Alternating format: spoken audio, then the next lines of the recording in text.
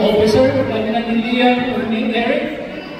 Gamay na tayo panahon, pero still we made it. I'm also thanking Lloyd sa mga food preparation, sa mga decoration. Usad si Julio sa gahapon, ang mga kauban sa pag-decorate na sa atong building. Salamat usab sa PAAB for your thanks spot. Salamat tayo. And welcome sa tanan sa itong ka-binding Fiesta celebration ngayon. I hope you enjoy dancing and food. Thank you. Bye-bye. What a blessing! May katong ignagin na ito i-celebrate diri sa Amerika, diri sa Estados Unidos, ang fiesta ni Santa Rita de Casia. So, for our guests, Santa Rita de Casia is our patroness sa Himog City. And we believe that ang Himog City, bisan sa there's a lot of calamity na nahitabo sa Pilipinas, but always, ang Himog City is safe from all this. So, believe in this, and we thank our patroness of the impossible for the protection, for the guidance, and the grace of achieving something impossible that we wanted to achieve. So, Viva Santa Rita!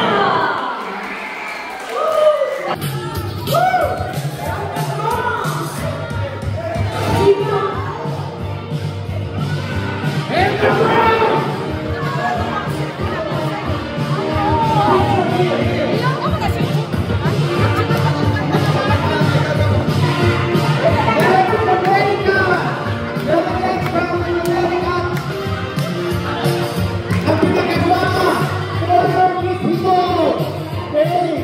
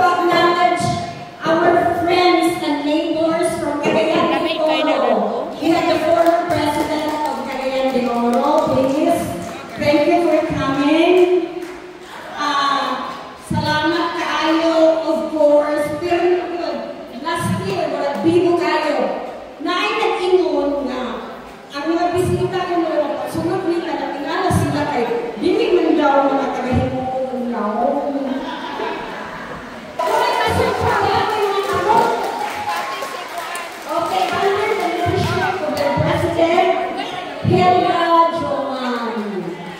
Mamoy sa Joman. Lead na karon sa walay tundang na line dancing.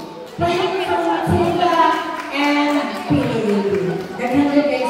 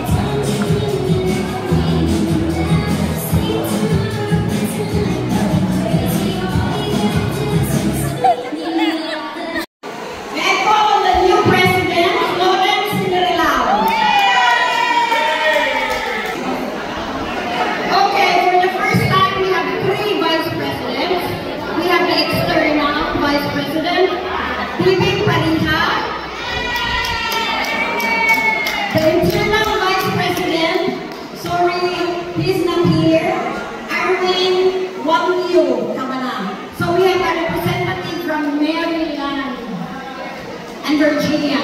And for the first time, to continue the legacy, we have a youth representative from our Gibusa youth as one of the vice presidents, Marian Abad.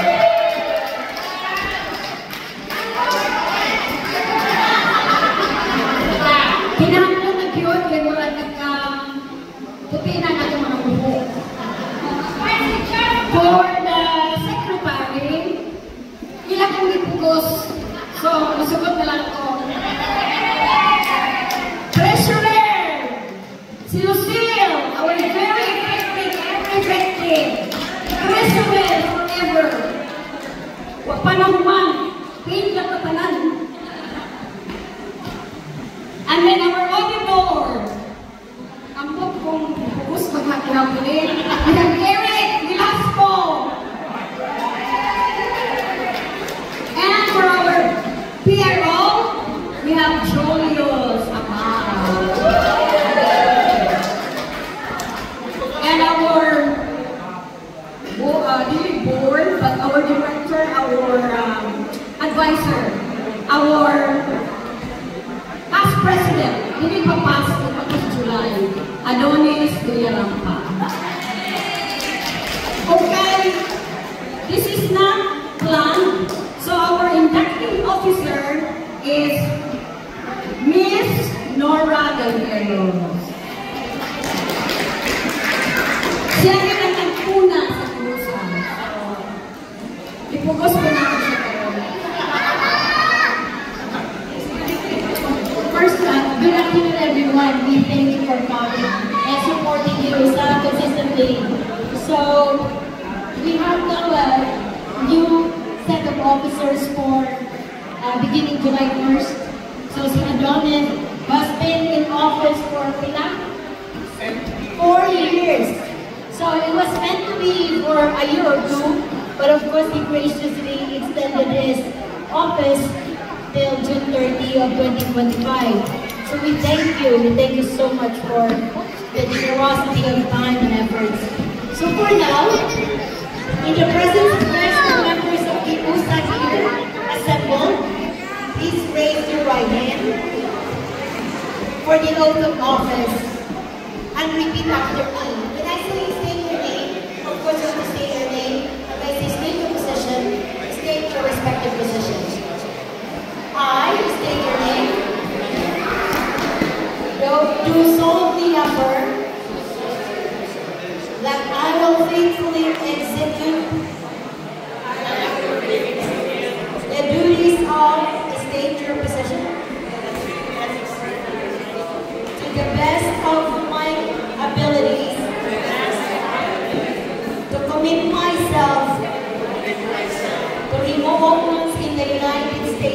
America